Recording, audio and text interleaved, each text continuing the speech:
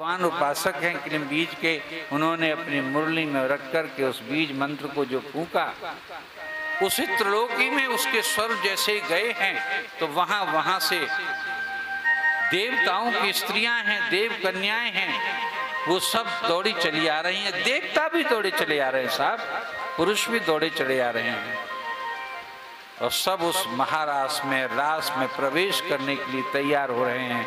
क्यों न हो, क्योंकि अखिल ब्रह्मांड नायक हैं, परम पुरुष, पुराण पुरुषोत्तम तो वे ही हैं, कोई दूसरे नहीं हैं। और महाराज की ये मर्यादा है, ये रास की मर्यादा है कि उसमें पुरुष के रूप में कोई है तो पुराण पुरुषोत्तम ही रहेगा, अर्थात प्रभु उसमें एक पुरुष रहेंगे, दूसरे उसमें रहेंगी तो सारी स्त्रियां होंगी। बोलिए वृंदावन बिहारी लाल की जय। जब मीरा यहाँ आई वृंदावन में, वृंदावन वही भूमि है, वृंदावन महाराज की भूमि है, ब्रज 84 कोष स्थान है, भगवान की उस ब्रज 84 कोष में अनेकानेक लीला हुई हैं, लेकिन वृंदावन में उनकी जो लीला हुई है ये महाराज लीला ही हुई है। इसलिए इस वृंदावन में बाल गोविंद का ध्यान नहीं है, इस वृंदावन में गिल्ली डंडा खेलते हुए भगवान का ध्यान नहीं है। इस वृंदावन का मुख्य ध्यान ही वो है कि जब युगल सरकार अर्थात राधा और कृष्ण दोनों आपस में एक दूसरे से सट कर के खड़े हों और चारों तरफ से अनेक गोपियां, ये भूमि ऐसी है, ये तो मस्ती की भूमि है भगवान की, ये तो रास की भूमि है, ये महारास की भूमि है। तो उस गीत को उन्होंने सुना, सुनकर के सब दौड़ी चली आई जो भगवान को वर्णन करना चाहती थी। जब भगवान की जो रासलीला ये 5 अध्यायों में विभक्त है, मैं इसका शास्त्रीय महत्व आपको बतलाता हूँ। इसमें प्रथम अध्याय में तो भगवान ने अपनी वेणु को बजाया है। सबसे पहले महारास मंडल की भगवान ने परिकल्पना की है। चंद्र मंडल आ गए हैं और लाल लाल किरणें अपनी विकीर्ण कर रहे हैं। नवजात चंद्र मंडल है और चंद्र मंडल ने अमृत बिखेरना शुरू कर दिया है, क्योंकि चंद्र मंडल के पास अमृत है। वो वम घड़ा, अमृत से भरा हुआ घड़ा चंद्रमा के पास ही तो रखा है देवताओं ने कि तुम उसकी रक्षा और सुरक्षा करो। आदरणीय भक्तों, वो सब वातावरण उपस्थित हुआ, भगवान का कोई मन नहीं था, इसलिए उन्होंने एक मन स्वीकार किया। कर्मेंद्रियां और ज्ञानेंद्रियों को स्वीकार किया। अरे मन तो ज्ञानेंद्रियों का प्रधान है, उस प्रधान तत्व को स्वीकार किया। जब ज्ञानेंद्रियों को स्वीकार करना होगा तो कर्मेंद्रियों को क्या स्वीकार नहीं करना पड़ेगा? वो तो स्वतः ही उसके साथ, ज्ञानेंद्रियों के साथ कर्मेंद्रियां संपृक्त हैं। हमारा दर्शन कहता है, हमारा योग दर्शन भी यही कहता है। तो उन्होंने वेणु बजाई है। रात के समय पर सब जैसी बैठी थी उनको सुनकर के हद प्रभ हो करके सब वैसी की वैसी दौड़ी चली आती हैं। जब दौड़ी चली जाती है तो भगवान कहते हैं कि तुम अपने पतियों को, तुम अपने पिताओं को, तुम अपने बच्चों को, इन सबको छोड़ करके तुम मेरे पास कैसे दौड़ी चली आई? तुम अपने पिताओं को दौड़ करके, भाई बंधुओं को छोड़ करके आई हो, तुम लौट जाओ। तो वो लौटती नहीं है, अबे तो वो दुखी होती हैं कि आपने वेणु बजा करके हमारे हृदय को इतना व्यथित कर दिया है। अबे तो बुलाया है आपने हमें वेणु बजा करके, आपकी वंशी के स्वरों ने हमको आवाज दी है, और जो किसी भी तरह से बंद थी, नहीं आ सकती थी, तो वो अंदर ही अंदर भगवान की उस लीला में निमग्न हो जाती है और भगवान के वेणु बजाते हुए के दर्शन करती है अंदर ही अंदर। जो एक आंख में काजल लगा रही थी, जो माता श्रृंगार कर रही थी, जो गोपी श्रृंगार कर रही थी, वेणु सुनते ही वो एक आंख में काजल लगा करके पहुंची। जो जैसे जिस रूप में थी, एक उसको बदल न सकी। इतना बड़ा मोह शरीर से पहुंची, वो जो शरीर से पहुंची, जो नहीं पहुंची वो केवल मन से पहुंची। शरीर तो उसका मात्र वहीं ढेर बना रहा, लेकिन मन भगवान के पास पहुंच गया। बोलिए वृंदावन बिहारी लाल। ये प्रथम अध्याय, इस प्रकार की भावधारा का अध्याय, ये वेणु वादन का अध्याय है। जब दूसरा अध्याय हुआ तो भगवान ने उनके साथ पहले तो समझाया बुझाया। जब अच्छी तरह से जान लिया कि ये मेरे लिए भगवान को समर्पण की आवश्यकता है, श्रद्धा, विश्वास और समर्पण, भक्ति के ये 3 तत्व मैंने पहले ही दिन गिनाए थे कि बिन विश्वास भगत नहीं, यही बिन द्रवई न राम, इस प्रकार का मैंने कहा था। और समर्पण के बिना ईश्वर नहीं मिलता, परमात्मा नहीं मिलता। और मैंने साथ साथ ये भी कहा था कि क्या परमात्मा ही मिलता है श्रद्धा और विश्वास और समर्पण से? श्रद्धा तो प्रेम होता है साहब। ये 3 तत्व प्रेमिक रूपा भक्ति हैं, श्रद्धा स्वरूपणी भक्ति हैं, श्रद्धा विश्वास स्वरूपणी। ये अनेक अनेक कवियों ने कहा है, विद्वानों ने कहा है। इससे संसार नहीं चलता क्या?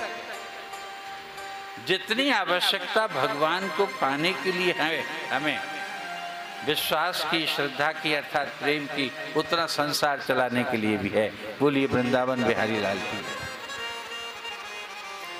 उतना संसार चलाने की भी है। संसार प्रेम से चलता है, पर परिवार में प्रेम नहीं होगा तो कदाप संतान नहीं चलेगा। चले एक भजन हो जाए जब तक ये पूजा करें।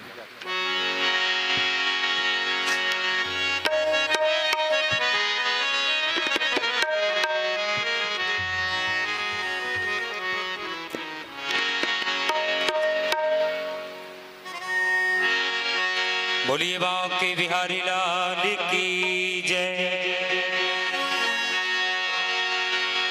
मेरे सिर पर रख बनवारी, मेरे सिर पर रख बनवारी, अपने ये दोनों हाथ, देना हो तो दीजिए जन्म जन्म का साथ, तो दीजिए जन्म जन्म का साथ। हाँ देना हो तो दीजिए जन्म जन्म का साथ, देना हो तो दीजिए जन्म जन्म का साथ। मेरे सिर पर रख बनवारी, मेरे सिर पर बनवारी हम सिर, मेरे सिर पर रख बनवारी, अपने ये दोनों हाथ, देना हो तो दीजिए जन्म जन्म का साथ, देना हो तो दीजिए जन्म जन्म का साथ। हाँ देना हो तो दीजिए जन्म जन्म का साथ।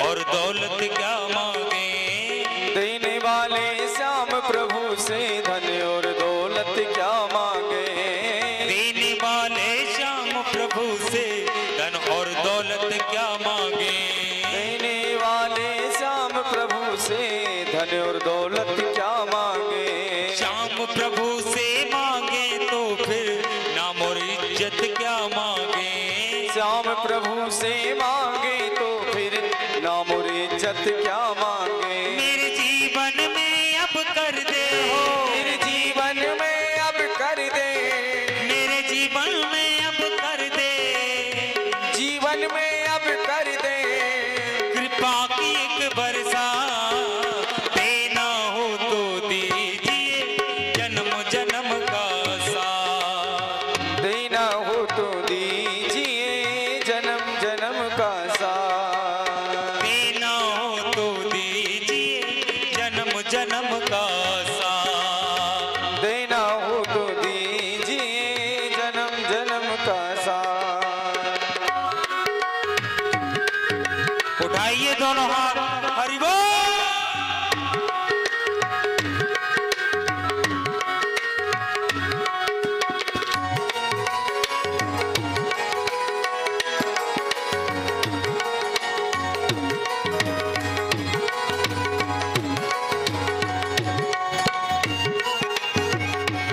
हरि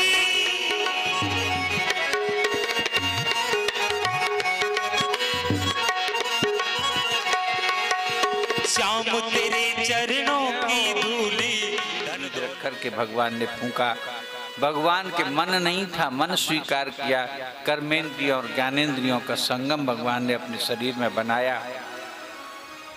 उनको प्रसन्न करने के लिए आदरणीय भक्तों फिर रास, द्वितीय अध्याय में रास हुआ। भगवान बीच में आकर के लेट जाते हैं, बैठ जाते हैं, तो कोई गोपी उनके चरणों को लेती है। भगवान के को बड़े ध्यान से सुनिएगा, ये बड़ी विचित्र लीला है।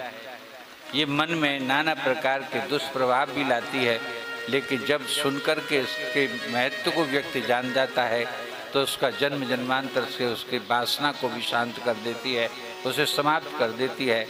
तो उनके चरणों को भगवान को लेती है कोई गोपी, तो अपने मस्तक पर लगाती है। एक गोपी अपनी आँखों पर ही भगवान के उन तलवों को इस तरह से मलती रहती है। भाव में आकर के एक गोपी ने क्या किया कि अपने स्तनों से बारंबार उनके चरणों को मला, अपने स्तनों से बारंबार उनके चरणों को मला। एक स्त्री ने उनके हाथ में ले लिए। कहने का तात्पर्य यह है कि भगवान सब देख रहे हैं कि कौन कैसा मेरे साथ व्यवहार कर रहा है, मेरे अंग को कौन अपने किस किस भाव से स्पर्श कर रहा है। ये सब भगवान देखना चाहते हैं उन गोपियों का। ये जो अध्याय है, छोटे छोटे अध्याय रास पंचाध्यायी के, ये रास का अध्याय है। और देखिए कभी कभी ऐसा होता है कि किसी स्त्री को, किसी स्त्री की पवित्र भावना को, किसी पुरुष की पवित्र भावना को माँ उसे जन्म देती है और जन्म करके वो भी नहीं जान पाती। बोलिए वृंदावन बिहारी लाल की जय कि मेरा बच्चा कितना शुद्ध और पवित्र है, वो नहीं जान पाती। अगर ये जान जाती कि कहीं कि जिस बच्चे के लिए मैं संपूर्ण राज्य ले रही हूँ, अपने सुहाग को दाव पर लगा रही हूँ, राजा दशरथ राम के बिना प्राण त्याग देंगे, ये सब मैं कर रही हूँ, तो वो क्यों राज्य लेती। मैथिली शरणगुप्त कहते हैं कि उस आशय की थाह मिलेगी किसको, जनकर जननी भी जान न पाई जिसको। भगवान भी अपनी गोपियों को जैसे कैकेयी अपनी कोख से जन्म देकर के भरत के भाव को नहीं जान पाई। जब भरत का राज्य तो माँ ने ले लिया, भरत नंसाल में थे। जब भरत लौट करके आए तो तिनके की नोक के बराबर की उनके मन में लोभ नहीं था कि मुझे राज्य चाहिए। इतने दिनों से बड़ा किया अपने बेटे को, कि ये जान नहीं सकती थी, वो जान सकती थी, लेकिन क्यों अपने ऊपर ये तोहमत बांध ली उसने, क्यों पाप अपने ऊपर ले लिया। इसी को देख करके कवि कहता है, उसने राम काव्य लिखा है, महाकाव्य लिखा है कि कभी कभी जन्म दे करके माँ भी नहीं जान पाती कि मेरा बच्चा कितना तपस्वी है, कितना होनहार है, कितना सच्चा है, वो नहीं जान पाती साहब। भगवान भी उन गोपियों को नहीं जान पाए कि ये कितनी पवित्र हैं। भगवान क्या सोचते हैं कि इनकी वासना इतनी प्रबल हो गई है कि मेरे चरणों को अपनी जगह जगह कोई जंघा पे लगाती है, तो कोई वक्षस्थल पे लगाती है, तो कोई मस्तक पे लगाती है, कोई भगवान के चरणों को अपने गाल पर लगाती है। अब उन चेष्टाओं से प्रभु मेरे क्या समझ रहे हैं कि ये गोपियाँ कामिनी हो गई हैं, ये गोपियाँ विलासनी हो गई हैं। गोपियों की पवित्र भाव को भगवान भी नहीं जान पाए। अंतुगत क्या हुआ, भगवान उठ खड़े होते हैं, उठ खड़े होते हैं तो उनके साथ साथ वो गोपियाँ भी उठ खड़ी होती हैं। भगवान थोड़े जंगल की तरफ, झुरमुट की ओर आगे भीतर की तरफ चलते हैं आदरणीय भक्तों। तो कोई उनके साथ लग लेती है, कोई इनके दाएं, कोई उनके बाएं, कोई इनके आगे, कोई उनके पीछे, कोई मंडल बना करके चल रही है। एक गोपी कहती है कि मुझ पे तो आगे चला नहीं जाता। बोलिए वृंदावन बिहारी लाल की जय। एक गोपी श्री राधा रानी ये कहती हैं, यद्यपि राधा रानी का नाम नहीं है वो राधा रानी के मुझ पर चला नहीं जाता, इसलिए मुझे अपने कंधे पे ले लो श्याम। भगवान ने अपनी भक्त को उसको कंधे पे ले लिया, और कंधे पे ले लिया तो भगवान को क्या लगा कि इसको कितना बड़ा अभिमान है और मान है कि अपने पति के कंधे पे बैठने में इसने तनिक भी संकोच नहीं किया। इसलिए भगवान अंतर्धान हो गए। बोलिए वृंदावन बिहारी लाल की जय। अंतर्धान हो गए तो वो गोपी नीचे आ गई, थोड़ी लेकर के उसे अंदर घुसे थे झुरमुट में, उस वन में, उस